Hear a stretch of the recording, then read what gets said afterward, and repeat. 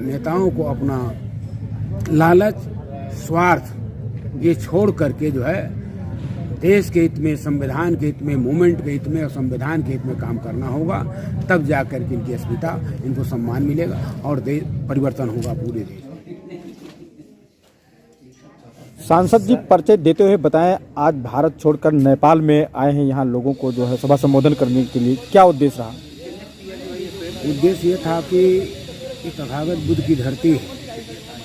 पहले तो हम इस धरती को नमन करते हैं जहाँ तथागत बुद्ध पैदा हुए और जहाँ दुनिया को उन्होंने संदेश दिया और दुनिया के लगभग 80 मुल्क के लोग, 80 मुल्क से ज़्यादा लोग उनके विचारों के अनुरूप काम कर रहे हैं और अपने देश की प्रगति कर रहे हैं।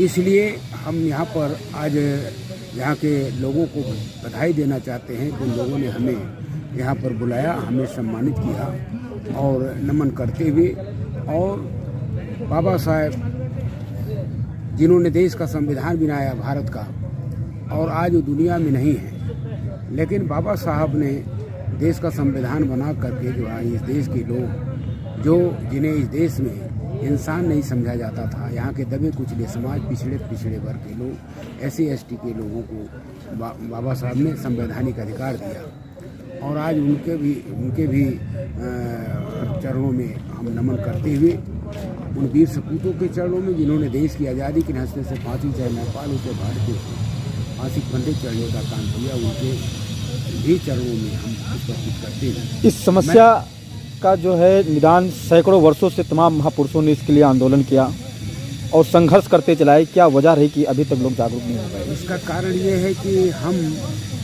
सही रास्ते पर नहीं चले। जो बाबा साहब ने कहा था, जो बाबा साहब की चाहत थी, बाबा साहब की चाहत थी, इस देश को हम बौद्धमय बनाना चाहते, नंबर 1। नंबर 2, इस देश को यहाँ के मूल निवासियों के हाथ में देश की सत्ता सौंपना चाहते हैं। तो चाहे वो नेपाल हो चाहे भारत, यहाँ के जो मूल निवासी हैं उनके देश हाथ में सत्ता होना चाहिए। न तो नेपाल में सत्ता आ पाई और न तो भारत देश में सत्ता आ पाई, क्योंकि बाबा साहब डॉक्टर भी अम्बेडकर ने कहा था कानून कितना भी अच्छा हो, कानून को इम्प्लीमेंट किस तरह से, कुर्सी बैठने वाले की नीयत पर डिपेंड करता है कि हम कैसे सरकार चलाएंगे।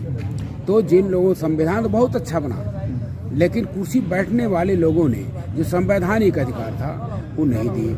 इस नाते आज वहाँ पर जो परिस्थितियाँ हैं, बड़े नाजुक दौर से वहाँ के पिछड़े वर्ग के लोगों का भी, भारत देश में भी उनको संवैधानिक अधिकार पूरा नहीं मिला। कोई अनुसूचित जाति जनजाति के लोग हैं, कोई धार्मिक अल्पसंख्यक तो दहशत के वातावरण में जी रहा।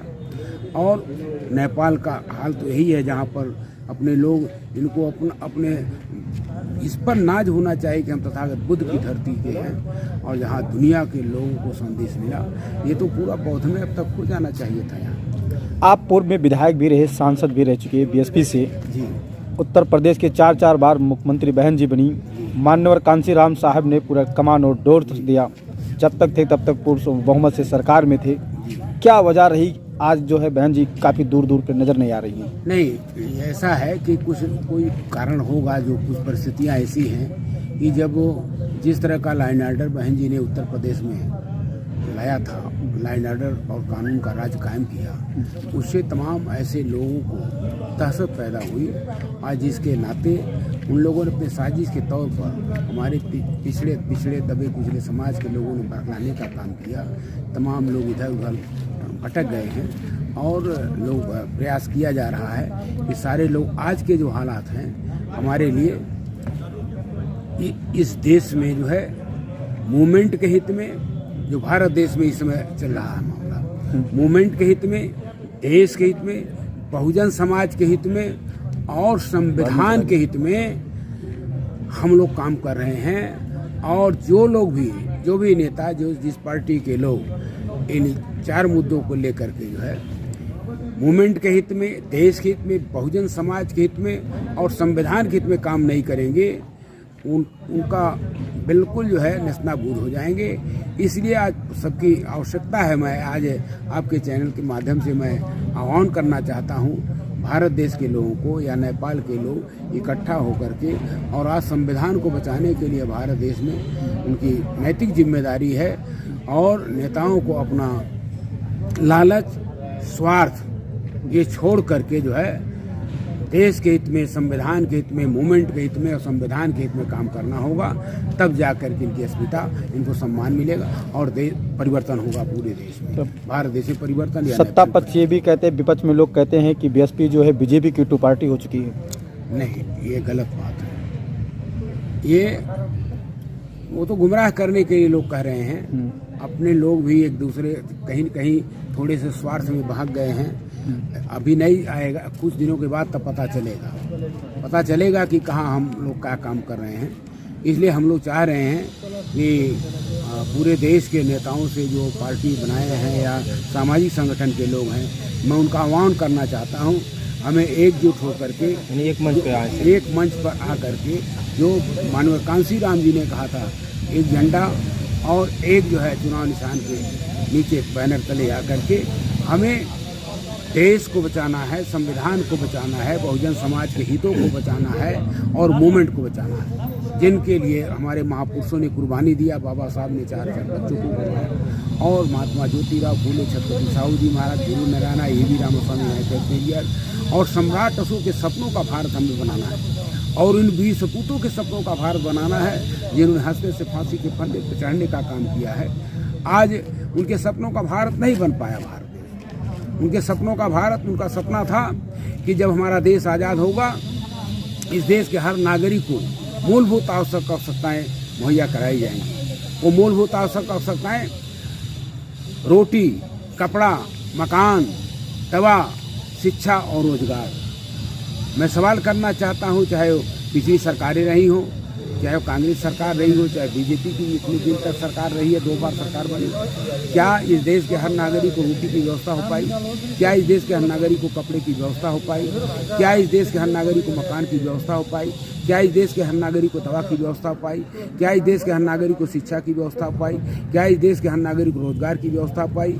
हर मोर्चे पर भारत की जो वर्तमान सरकार है, चाहे प्रदेश की सरकार हो, चाहे बीजेपी तो सबका साथ सबका विकास कर रही है, केवल झूठ बोल रहे हैं। उन्होंने जो चाहे 15 लाख की बात आई हो, चाहे 2 करोड़ रोजगार की बात आई हो, ये सारे मोर्चे पर वो फेल हैं। वो गुमराह करने का काम कर रहे हैं। गरीबों को 5 किलो गल्ला मिल रहा है। और गल्ला तो का पहले नहीं लोग जी रहे थे, पहले भी खा रहे थे।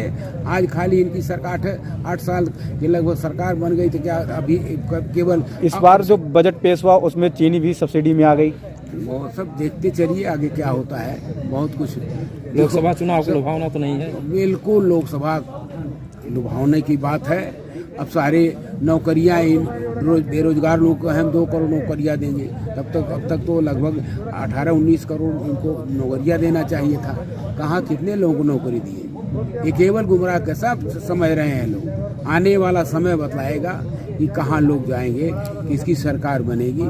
सारे लोग लगे हुए हैं और ये अपने खुद जो है अपने कर्मों के कारण जो केंद्र की सरकार, पूरी सरकार जाएगी। सर एक सवाल है, पूरे देश में हाहाकार मचा हुआ ईवीएम के विरोध में। पूरा दिल्ली अभी आपका करोड़ों लोग 21 जनवरी को धरने पे थे, उसके पहले भी लगातार धरना चल रहा, आज भी चल रहा है वर्तमान में जंतर मंतर पे। क्या ईवीएम पे आपको भरोसा है या नहीं है? नहीं, ईवीएम पर तो सारे लोग क्या कह गए कि ईवीएम पर भरोसा नहीं है। इसलिए ईवीएम के विरोध में पूरे देश के नेताओं को, जो लोग भी हैं, उनको विरोध में जाना चाहिए, उनका कहना चाहिए, क्योंकि ईवीएम के कारण ही आज ये पतन का रास्ता हम लोग देख रहे हैं और बैलेट पेपर से चुनाव। लेकिन ईवीएम के लिए कोई राजनेता, कोई इतनी नेशनल लेवल की जो पार्टी है, राष्ट्रीय लेवल की, समय समय पर सब लोग बोलते हैं जैसे जिस तरह से बोलना चाहिए। अब आंदोलन के रूप में नहीं, लेकिन आने वाले दिनों में जो परिस्थितियाँ बन रही है, हमें उम्मीद है कि सारे नेता एक मंच पर आ जाएंगे, एक मंच पर आकर के ईवीएम का विरोध